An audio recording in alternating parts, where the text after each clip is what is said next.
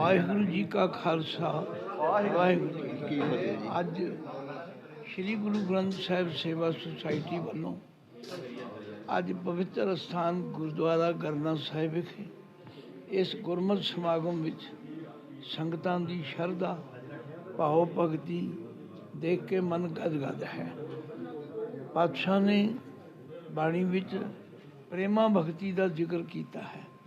ਭਾਈ ਗੁਰਦਾਸ ਜੀ ਕਹਿੰਦੇ ਨੇ, ਗੁਰਬਾਣੀ ਤੇ ਨਾ ਗੁਰ ਸਿੱਖਾਂ ਭਾਉ ਭਗਤ ਗੁਰਪੁਰਬ ਕਰਨ ਤੇ। ਜਿਹੋ ਜਿਹਾ ਸੰਗਤਾਂ ਦਾ ਪਿਆਰ ਅੱਜ ਤੋਂ ਕਈ ਸਾਲ ਪਹਿਲਾਂ ਦੇਖਿਆ ਸੀ, ਉਦੋਂ ਵੀ ਚੜ੍ਹਦੀ ਕਲਾ ਵਿੱਚ ਹੈ।